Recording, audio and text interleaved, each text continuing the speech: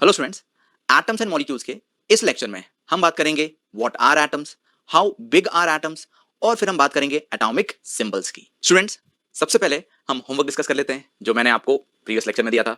Hopefully आपने सारे questions attempt कर लिए हैं, अपनी सुंदर हैंडराइटिंग में उनके आंसर्स लिखे हैं। ठीक है स्टूडेंट्स, तो एक बार आपने जो आंसर्स लिखे हैं उसको मैच कर लो, ठीक है ना। मुझे यकीन है कि आपने सही आंसर्स लिखे होंगे, बट स्टिल एक बार हम क्या कर लेते हैं, उनको मैच कर लेते हैं, ठीक है ना। तो स्टूडेंट्स, फर्स्ट क्वेश्चन क्या था? Find the ratio by mass of carbon and hydrogen in CH4. Also state some of its sources. तो हमें ठीक है मास का रेशियो निकालना है बिटवीन कार्बन एंड हाइड्रोजन और हमें सोर्सेज भी बताने की है हमें कहां से ऑब्टेन्ड होता है, ठीक है ना। तो देखो सबसे पहले अगर अपन सोर्सेज की बात करें, सी मीथेन, CH4 को अपन क्या बोल रहे होते हैं? Methane. Methane is emitted from different anthropogenic and natural sources. ठीक है, मीथेन जो रहता है कई एक्टिविटीज के थ्रू ये प्रोड्यूस होता है, जिसमें कि एंथ्रोपोजेनिक कहने का मतलब है कि ह्यूमन का, ठीक है, जहां पर ह्यूमन इंटरवेंशन होता है, ठीक है, जहां ह्यूमन इन्वॉल्व हो रहे होते हैं, और कुछ नेचुरल सोर्सेज भी होते हैं। ओके, नेचुरली भी आपका मीथेन प्रोड्यूस होता है। सी, जैसे कि अगर अपन देखें anthropogenic emission sources include landfills. Landfills क्या कहने का मतलब क्या है? देखो जहां पर हम कचरा डंप करते हैं, ओके, जैसे कि आपने देखा होगा कि कई ऐसे एरियाज होते हैं जहां पर सिटी का जो भी वेस्ट होता है वो डंप करा जाता है, तो हम उन्हें बोलते हैं लैंडफिल्स। तो वहां पर आपकी ये जो गैसेस होती हैं, ठीक है, ऑब्वियसली क्योंकि वेस्ट है, केमिकल रिएक्शन हो रही होती हैं, ठीक है ना, डिफरेंट सब्सटेंसेस के बीच में, तो वहां से ये क्या होता है, आपका मीथेन प्रोड्यूस होता है उन लैंडफिल्स में से। नेक्स्ट है फिर oil and natural gas system. जो आपके ऑयल और नेचुरल गैस हैं, ठीक है ना, जब हम उनको एक्सट्रैक्ट करते हैं तब भी वहां से भी आपको ये क्या है, CH4 मीथेन जो है वो ऑब्टेन होता है, मिलता है। नेक्स्ट है एग्रीकल्चरल एक्टिविटीज। एग्रीकल्चरल एक्टिविटीज से भी काफी ज्यादा अमाउंट में मीथेन प्रोड्यूस होता है। देखो अगर हम एग्रीकल्चरल एक्टिविटीज की बात करें तो जो पैडी होती है, धान, ओके, पैडी की जो फार्मिंग होती है तो वहां से काफी ज्यादा मीथेन एमिशन होता है, ठीक है ना। पैडी की जब भी हम जिस रीजन में फार्मिंग होती है वहां मीथेन एमिशन आप देखोगे वहां बहुत ज्यादा होगा। गेटिंग पॉइंट, ठीक है। ओके, फिर अगर हम और दूसरी चीजें देखें एग्रीकल्चर में, तो जैसे रूमिनेंट्स होते हैं, रूमिनेंट्स मतलब वो एनिमल्स जो घास खाते हैं, ठीक है, तो वो भी आपके क्या है, काफी ज्यादा मीथेन प्रोड्यूस कर रहे होते हैं, ठीक है ना, जैसे गाय भैंस बकरी जो भी है, ठीक है, ये जो रूमिनेंट्स होते हैं ये आपके क्या है, ये भी काफी ज्यादा अमाउंट में मीथेन प्रोड्यूस कर रहे होते हैं, ठीक है ना। नाउ फिर कोल माइनिंग हो गया, वेस्ट वाटर ट्रीटमेंट, ये और दूसरी एक्टिविटीज हैं जहां से आपका क्या प्रोड्यूस होता है, हम बोल सकते हैं मीथेन प्रोड्यूस होता है। चलो ठीक है, ये तो हमने सोर्सेज की बात कर ली। अब लेकिन हम जो फर्स्ट पॉइंट है that is the ratio by mass, ठीक है, जो हमें कार्बन और हाइड्रोजन के बीच में जो रेशियो बाय मास है उसको निकालना है। देखो अगर हम रेशियो बाय मास की बात करें तो CH4 में एक तो कार्बन है और हाइड्रोजन है, ठीक है, तो कार्बन का मास कितना होता है? 12 होता है। अब हाइड्रोजन का मास कितना होता है? 1 होता है, ठीक है। लेकिन यहां पर हाइड्रोजन एक नहीं है, कितने हाइड्रोजन है? 4 है। कितने हाइड्रोजन है? 4। तो अगर अपन देखें कार्बन और हाइड्रोजन के बीच में जो मास रेशियो होगा वो कितना होगा? 12:4। तो कैंसिल आउट करो, कितना हो जाएगा? कार्बन और हाइड्रोजन के बीच में रेशियो 3:1 आ जाएगा। कितना आ रहा है? 3:1।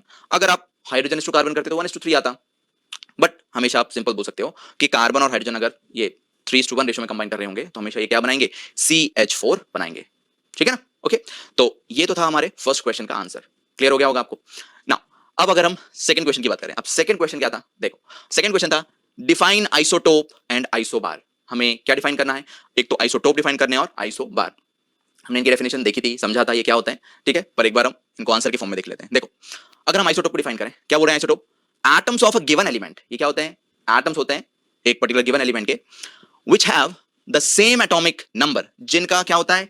Same atomic number but different mass number, पर उनका मास नंबर अलग होता है, ठीक है। हमेशा ध्यान रखना है कि एटॉमिक नंबर सेम होता है, आइसोटोप्स का एटॉमिक नंबर सेम होता है, मास नंबर क्या होता है आपका? डिफरेंट होता है। मास नंबर क्या होता है? डिफरेंट होता है। और क्यों होता है?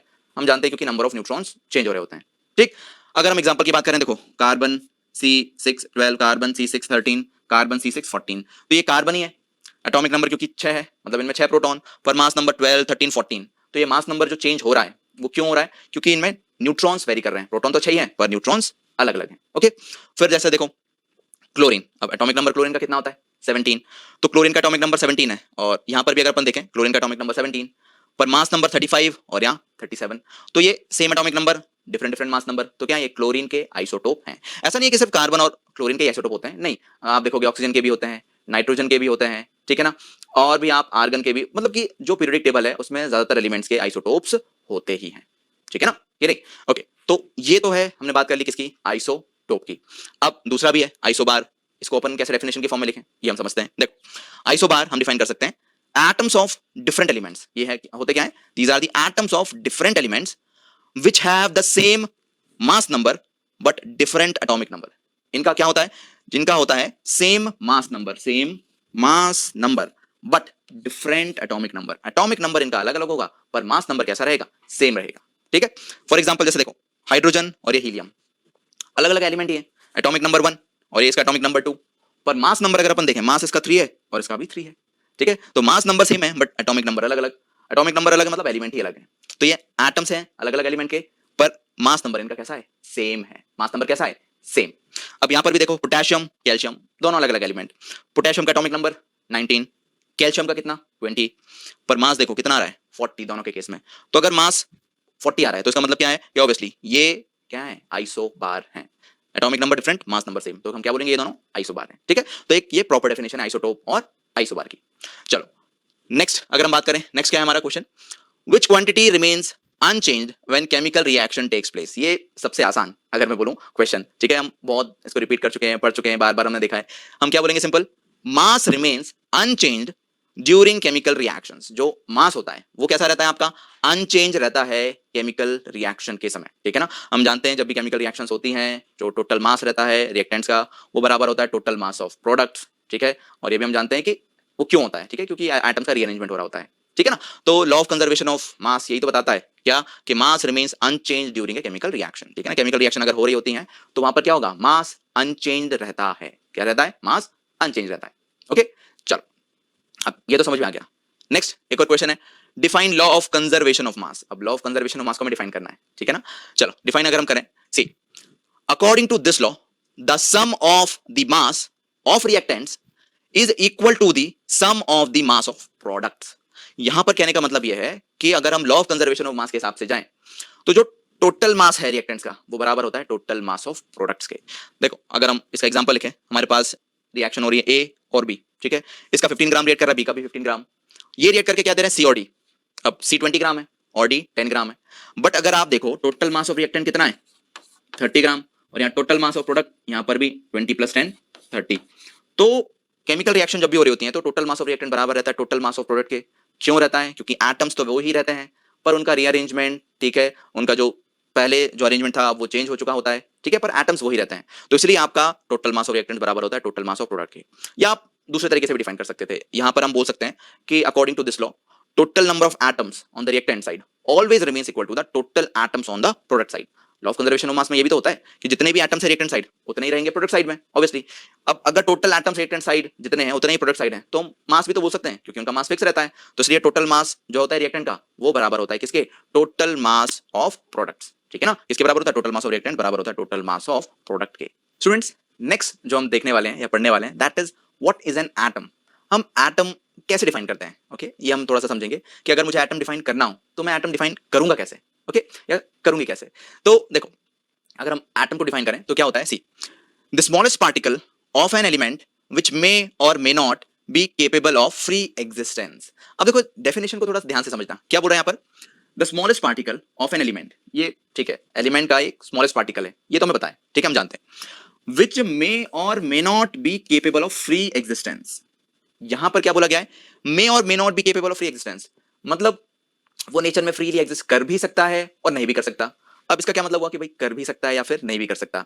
देखो स्टूडेंट्स सिंपल सा, अगर हम आसपास चीजें देखें, ओके, जो सब्सटेंसेस देखें, ओके, या फिर हम जानते हैं कि अगर मैं बात कर रहा हूं हाइड्रोजन की, तो हाइड्रोजन किस तरह से रहता है, वो मॉलिक्यूल के फॉर्म में रहता है, H2 के फॉर्म में रहता है।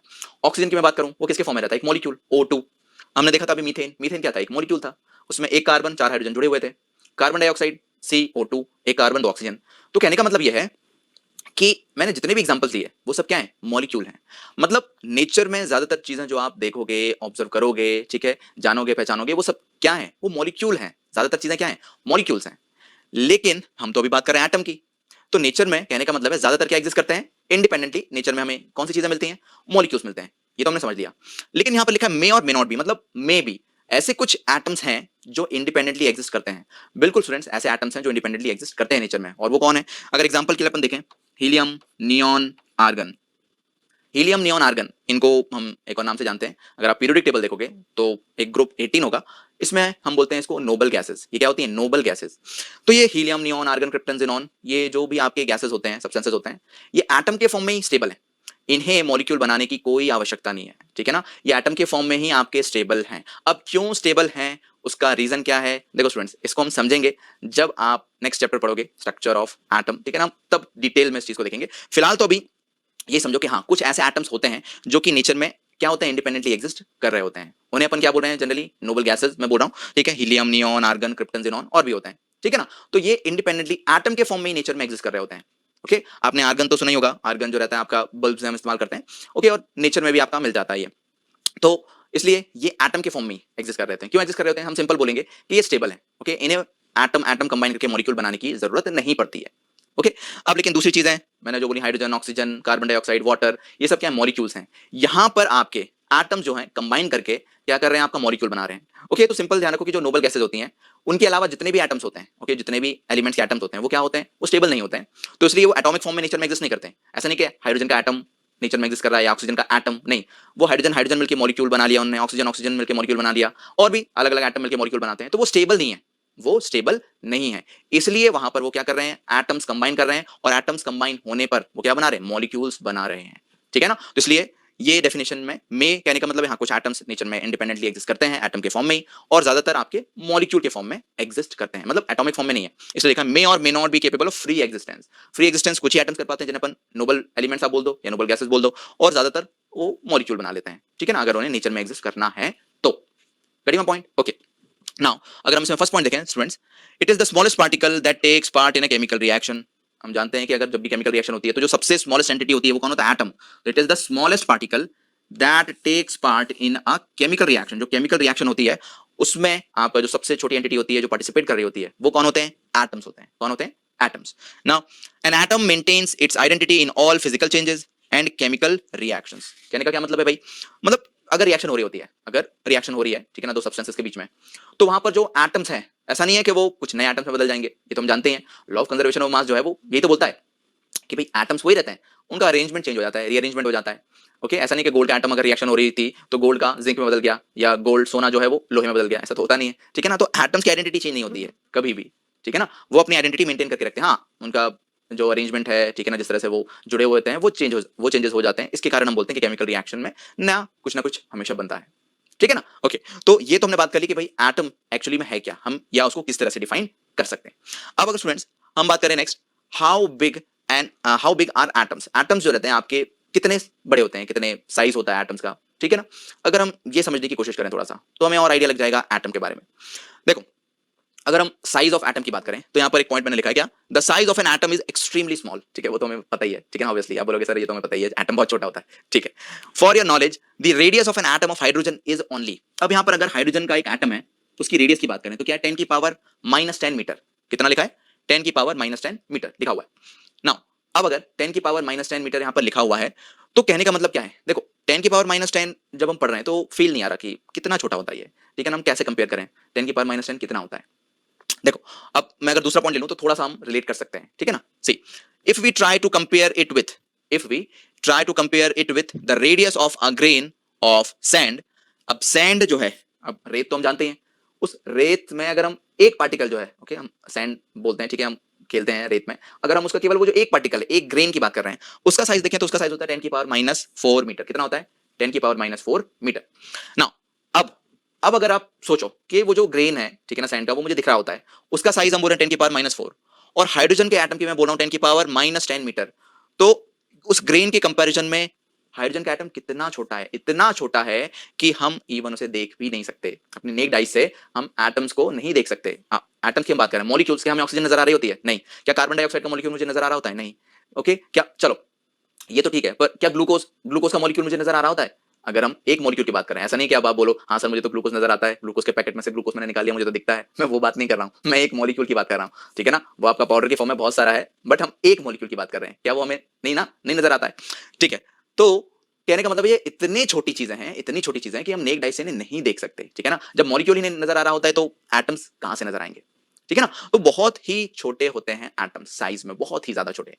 नाउ नेक्स्ट पॉइंट है, same is the case with mass of the atom of different elements. For example, an atom of hydrogen has a mass nearly 1.6 into 10 की power -27 kg.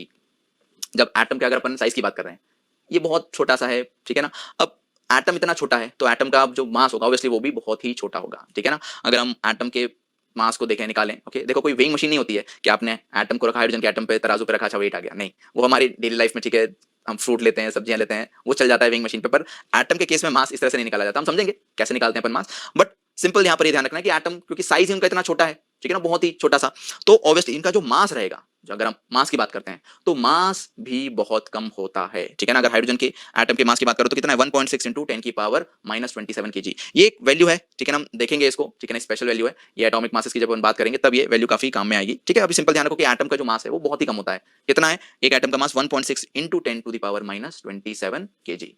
क्लियर है? Hello students, atoms